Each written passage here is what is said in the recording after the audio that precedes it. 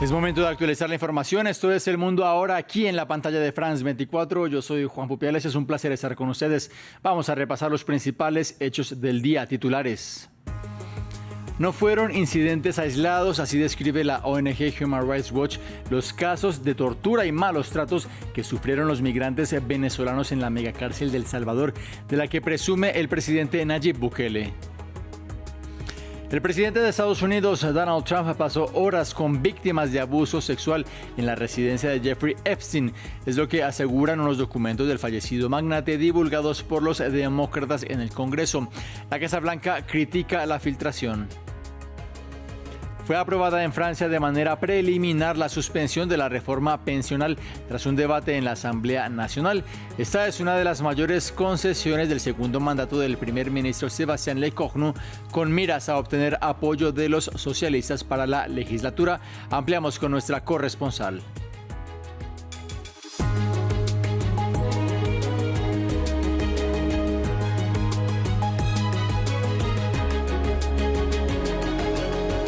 La ONG Human Rights Watch denuncia lo que ocurría dentro de los muros de la megacárcel del Secot de Nayib Bukele.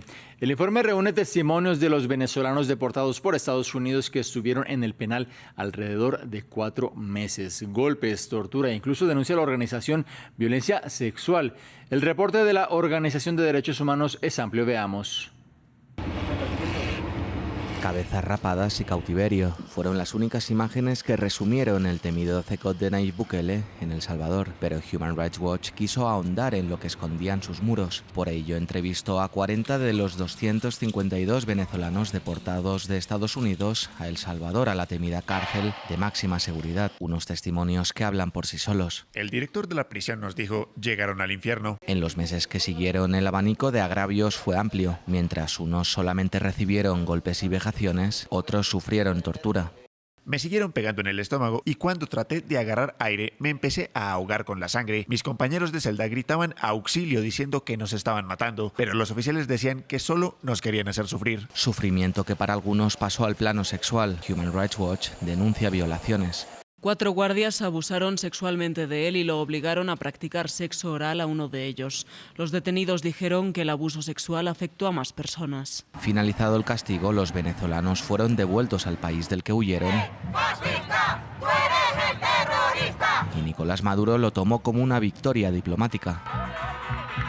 Pero la acción no le saldría gratuita.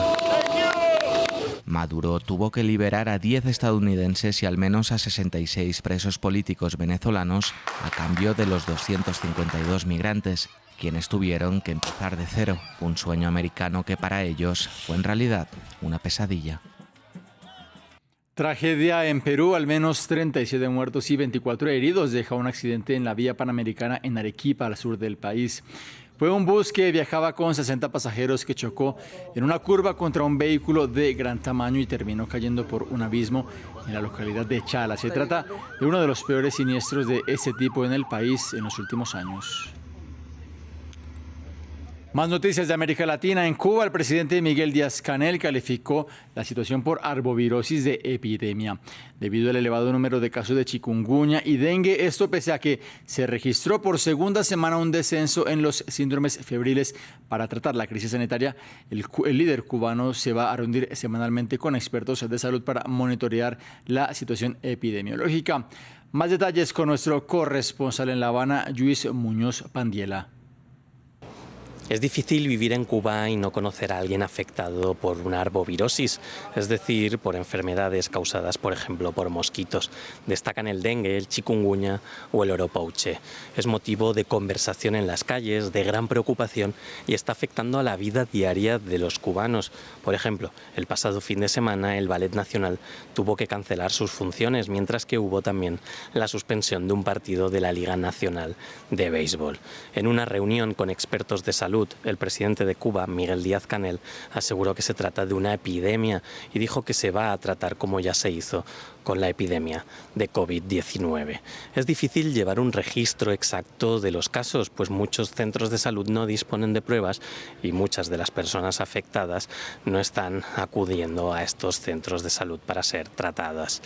Sin embargo, el diario oficialista Gramma reportó más de 21.000 casos de chikungunya acumulados, mientras que de dengue no hay registros desde hace 3 semanas. Entonces eran más de 2.000 los casos y había al menos 3 muertes sospechosas.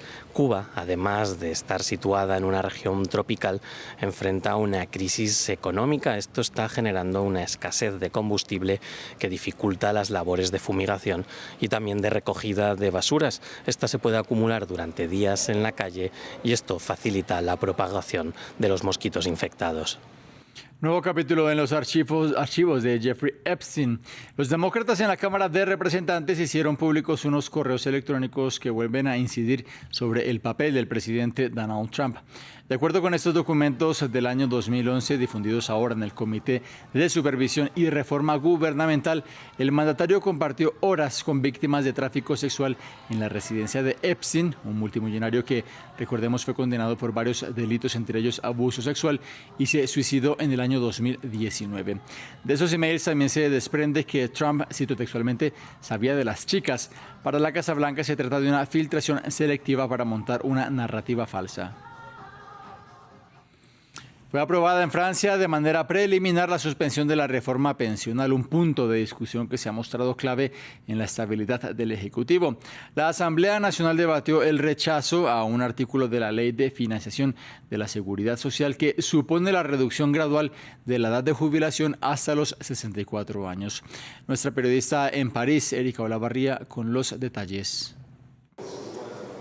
Era la demanda del Partido Socialista para no votar la censura del primer ministro Sébastien Lecornu y hoy se ha hecho realidad. La Asamblea Nacional Francesa aprobó la suspensión de la polémica reforma de las jubilaciones del año 2023 que había sido aprobada por decreto y que había aumentado la edad de jubilación de los 62 a los 64 años.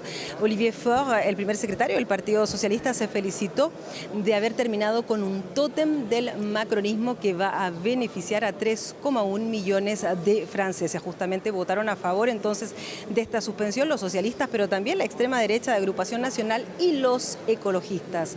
En cambio, se opuso la Francia insumisa en la izquierda radical, así como los comunistas. Ellos consideran que el gobierno los ha engañado, pues finalmente los 64 años van a ser alcanzados, pero en el año 2028, y les ha hecho votar en el hemiciclo el aumento de la edad de jubilación.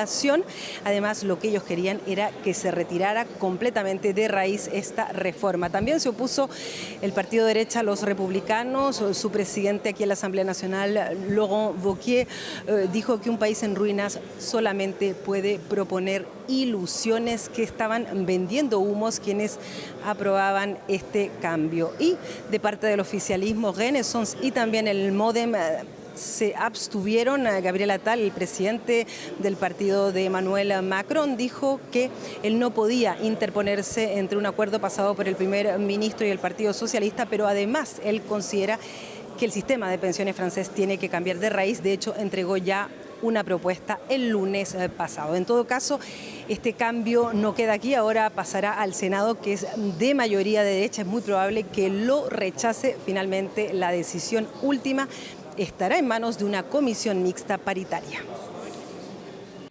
De Francia vamos a España porque tiene lugar un juicio sin precedentes en el que quien está sentado en el banquillo de los acusados es el fiscal general del Estado, Álvaro García Ortiz. El titular del ente acusador está señalado de haber filtrado un documento confidencial relacionado con la pareja de la presidenta de la Comunidad de Madrid, Isabel Díaz Ayuso, del partido opositor Partido Popular. Ortiz defendió este miércoles su inocencia en este caso que indaga la revelación a la prensa sobre un documento del empresario Alberto González Amador con el fin de afectar la imagen de Ayuso. El gobierno ucraniano afronta un nuevo desafío en medio de su actual guerra con Rusia. Hay un escándalo de corrupción en el seno del Ejecutivo que ya tiene sus primeras consecuencias en el gabinete. La ministra de Energía y el ministro de Justicia presentaron sus renuncias en el marco de unas pesquisas en el sector. El presidente Zelensky previamente había pedido la salida de ambos jefes de cartera, mientras la Fiscalía señala a un aliado cercano del mandatario. Veamos el informe. Fajos de billetes presuntamente provenientes del sector energético de Ucrania. Las agencias anticorrupción de Kiev desmantelaron una red criminal de alto nivel que involucraría un plan de malversación de $100 millones. En el ojo del huracán se encuentra el ministro de Justicia de Ucrania, German Galushenko, también exministro de Energía, que fue suspendido después de que se hiciera pública una conversación grabada entre él y los sospechosos. Se les indica de aceptar beneficios personales a cambio del control del flujo de dinero en el sector energético. Por su parte, la actual titular de la cartera de energía, Svitlana Hrinchuk, también presentó su dimisión. Según los investigadores, el cerebro de este plan es Timur Mindich, un aliado cercano del presidente Zelensky. Creo que el ministro de Justicia y la ministra de Energía ya no pueden seguir en sus cargos. Es una cuestión de confianza. Si hay acusaciones, deben abordarse y suspenderlos de sus funciones. Es una decisión de emergencia. La investigación de 15 meses sobre el sector energético condujo al arresto de 5 personas y a la imputación de 7 el martes. El gobierno destituyó el Consejo de Supervisión de la empresa de energía nuclear, Energoatom, considerada por los investigadores como una pieza clave del entramado de corrupción. La Fiscalía acusa a Energoatom de obligar a los contratistas a pagar comisiones ilegales y afirma que varios altos ejecutivos se beneficiaron de ello. El escándalo se produce en un momento de intensificación de los ataques rusos contra la infraestructura energética de Ucrania y probablemente aumentará la presión sobre Volodymyr Zelensky. El presidente ya fue objeto de críticas a principios de este año cuando intentó limitar el poder de los organismos anticorrupción de Ucrania, antes de acabar cediendo tras las protestas masivas y la reacción de la Unión Europea. Mientras tanto, en el frente de guerra continúan los combates en Pokrovsk con una perspectiva más favorable para Rusia, quien logró filtrar a cientos de soldados en la ciudad, actualmente rodeada. Considerada por Moscú como la puerta de entrada a Donetsk, la urbe ha sufrido las consecuencias de la guerra desde un inicio. El informe con Ramiro Cue Barberena. La batalla de Pokrovsk continúa recrudeciéndose. En los últimos días, Rusia ha logrado avances importantes en la localidad ubicada en Donetsk, principal foco de la guerra en Ucrania actualmente. Si bien la situación en Pokrovsk se volvió delicada, con el ingreso de alrededor de 300 miembros del ejército ruso a la ciudad, el impacto que tuvo el conflicto ruso-ucraniano en la urbe fue prácticamente inmediato. En junio de 2022, cientos de mujeres, niños y ancianos encabezaron las evacuaciones de la ciudad, la cual albergaba cerca de 60.000 habitantes antes de la guerra, y para mayo de 2025 apenas quedaban 1.915. También fue un objetivo de los bombardeos rusos desde el comienzo, provocando la muerte de decenas y la destrucción de infraestructuras claves como la Universidad Nacional Técnica o puentes. En las últimas semanas, Pokrovsk se posicionó en el centro de la puja dialéctica de ambos bandos, como cuando el presidente ruso Vladimir Putin visitó el hospital militar. La situación general en la zona de la operación militar especial se está desarrollando favorablemente para nosotros, en 2 lugares. Como saben, ya lo hemos declarado públicamente. En Kupiansk y Pokrovsk, el enemigo ha sido bloqueado y rodeado. O cuando el líder ucraniano Volodymyr Zelensky resaltó la importancia simbólica que tiene una victoria para Moscú. Es muy importante para Rusia hacer todo lo posible por capturar Pokrovsk. De cualquier forma, demostrar su éxito en el campo de batalla. Necesitan demostrar su éxito. Entonces podrán retomar el discurso. Les dijimos que capturaríamos el Donbass. Con un alto el fuego lejos en el horizonte, los combates siguen y Rusia pareciera estar cerca de hacerse con la que llama la puerta de entrada a Donetsk.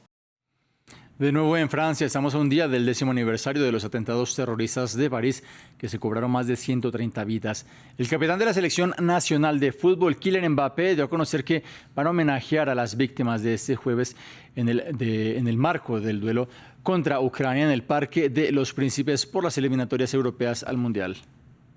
Creo que no se trata solo de ganar, se trata de intentar hacer sonreír a los aficionados en el estadio, hacer sonreír a los espectadores en casa, intentar que todos disfruten de una buena noche de jueves. Sé que normalmente no es el día ideal para jugar a un partido de fútbol, pero estamos aquí para jugar, para entretener y al final para clasificarnos, para que todos estén contentos con el resultado obtenido.